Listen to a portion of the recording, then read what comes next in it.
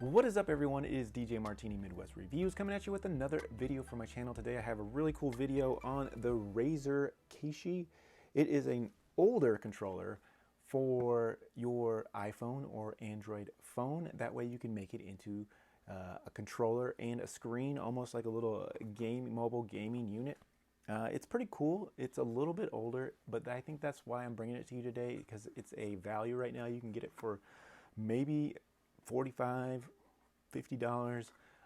The newer ones are going for $100 right now, but this is still working, and I thought it'd be a good time to bring it to you. A very, very mobile, portable gameplay device compared to the new ones that they're making now. They're a little bit bigger and maybe, in my opinion, not as portable. Also, there's not a few manufacturers that make them. I think right now, for the most part, Backbone and Razer are the biggest companies in the game making accessories for your Android or iPhone to be able to add a controller to it that make it a little bit easier to work when it comes to games when you're gaming. So I just thought I'd make this quick video. If you like review videos, please log into my channel. Give me a like, give me a subscribe, all those types of things. All I like to do is bring you items like this, valued items, tech items, DJ items, all kinds of items, anything I can get my hands on and I think it's a value. I want to bring it to you, do the research so you don't have to, make it as easy as possible to digest, and also leave some links in case you guys are interested. If you get any help from this video at all, give me a like or subscribe, and that's all I got. Let's get into the video. So in the box, really not too much. There's not even a charger or anything. It is basically just the controller itself, which looks like this. Very, very portable. Not too much to it. Very, very portable. This is super small, like I said, about the size of my hand here.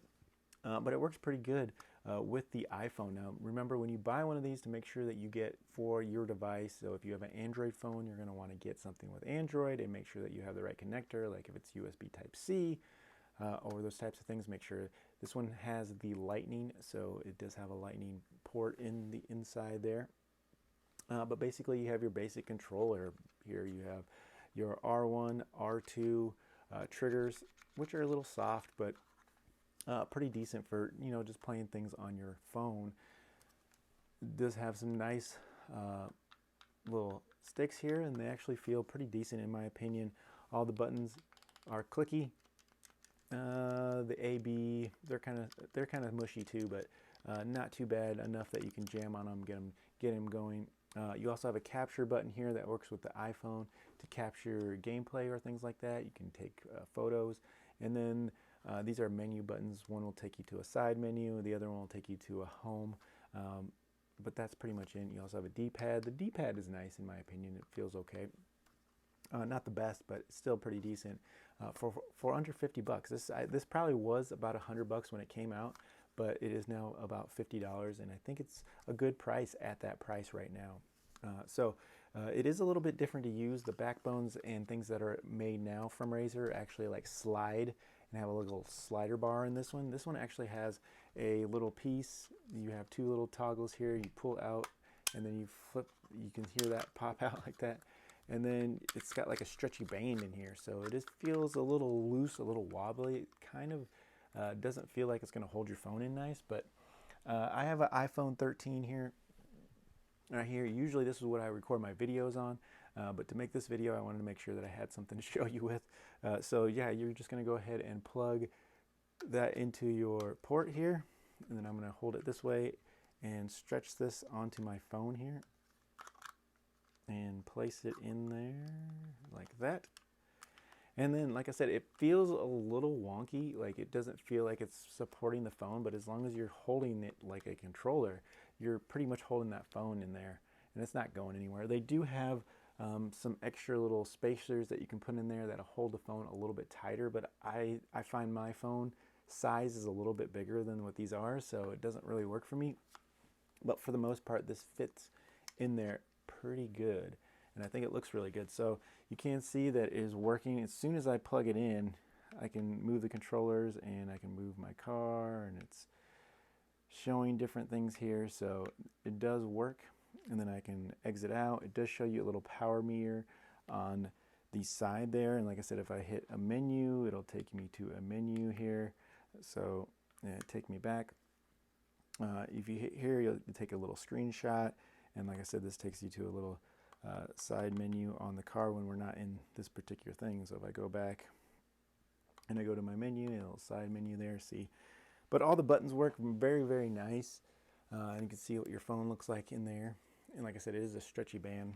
So, and you do have to kind of hold it like a controller. That way your phone feels tight in there. So it feels kind of wonky though. Like it doesn't feel like it's super sturdy in there, but it is for the most part. Like if you were to like pull on your controller both ways with both hands, you probably drop your phone. But like I said, it feels pretty good and pretty sturdy. And for the most part, if you're playing with a game on your phone, you're going to be concentrating on, you know, holding this together. So you're good to go there. So I think it looks pretty good. It performs pretty good. Everything works. And I think that's kind of why I wanted to just bring it to you, because like I said, it is really cool to have just a little mobile controller. Nothing super expensive like the $100 backbones and stuff. And I know that's not super expensive in these days, but something super cheap like a $50 Razer first gen Kishi is really all you need if you want to have a little fun. And if you're maybe taking a plane trip, you want something portable, something in the car. The backbones are a little bit bigger, and so you can see how easy, once you pop this out, you have it here. You can put your phone, then you just can put this back together here, match these up here on the back side. You can see this kind of gives you a little square to match up in there. And then once you match it up, you just push the back in, and this is good to go. This is all, and you can definitely put this in your pocket, in any pocket actually, and it fits pretty well. Your back pocket, your front pocket, a coat pocket. So very, very portable. And the backbones have a like piece in the middle that doesn't close down so far. So this is really, really portable. So it's kind of cool. Also, something that I wanted to bring up too is that you notice that my phone is exposed. It doesn't have a case on it, so you do have to take your case off if you want it to work in some kind of device like this. I don't know how the backbones and things like that work, but I'm pretty sure you probably have to take your case off too. So just to let you know that my case is off, and I could not get it to work with a case. And this is a pretty thin case from Taurus that has worked very, very well for me. It has a little kickstand and everything as well. But it's pretty thin, and still I have to make sure that I take the case off for it to work in a device like that. So something to think about as well. Other than that, it just works. So it makes it very, very nice to play games on. I played all kinds of AAA games. I played on all the major systems. I played on the Xbox remote app and the PS5 remote app. So I've been able to play my AAA games from those devices on my phone, which is fantastic. And to have, you know, some good, decent controller over it. Like I said, this isn't the best controller out there. The new ones are probably a little bit better if you're really competitive. But if you just need some kind of controller to play your games occasionally when you want a controller instead of using your screen, this is a nice option, and it's very, very portable and inexpensive. So I think those are really, really good points that I wanted to make for you. So let's just kind of go over positives and negatives, and I'll get you out of here. Like I said, make sure you pick your correct device. If they have Xbox and PlayStation versions of this particular thing, so you can pick, you know, certain things, especially with the newer controllers as well. So make sure you're keeping an eye on that.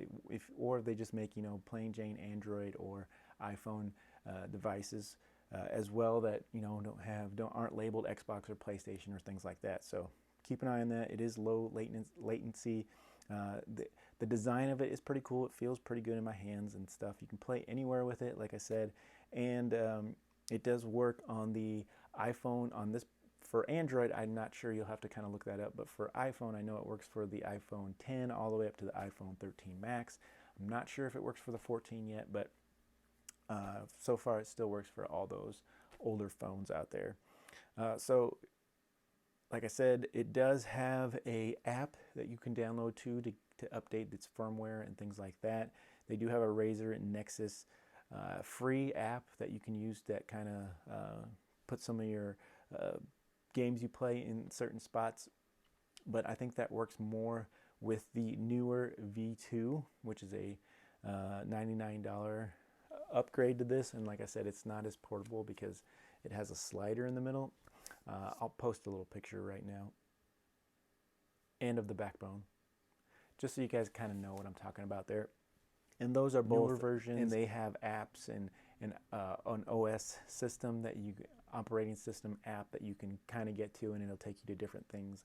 The Razer side is free still, but I heard the backbone does have a price that you have to pay monthly to use their app. So something to think about too, that you're gonna be paying a little bit extra money. I hear it's really nice and easy to have, but you do have to pay a little bit extra for it. So it's something to look into if you want to spend some money and you're not using these types of things all the time. It's probably not something you're going to want to do. But like I said, for now, this is free to use. The apps are free to use with the Razer right now. And this one is only, like I said, you could probably find it for 48, 45. I think I got mine for 48 on a warehouse deal. No problem there, but I think it's normally like $54, so it's around $50, and it's really portable, really easy to use, and it still works is the biggest thing. So thank you for tuning in. I just want to make a quick, easy video on the Razer Kishi. I still think it's good for 2022, especially if you're up to an iPhone 13 or, you know, any kind of Android phone still works with this. So pretty good. Just double check to make sure if you buy one of these that you're picking it for the right, you know, iOS device, iPhone, or you're picking it for an Android phone, so you know that. So I will leave links, the backbone, the new version, the old version, all the versions, so that way you can look into prices and all those types of things and take a look at this if you guys are interested. And I still think it's valid for 2022. So if you need some extra control, don't like using the controls or using your screen swiping things, those types of things. So thank you so much for tuning in. It's been DJ Martini Midwest Reviews. Thank you for tuning in, and we'll catch you on the next video.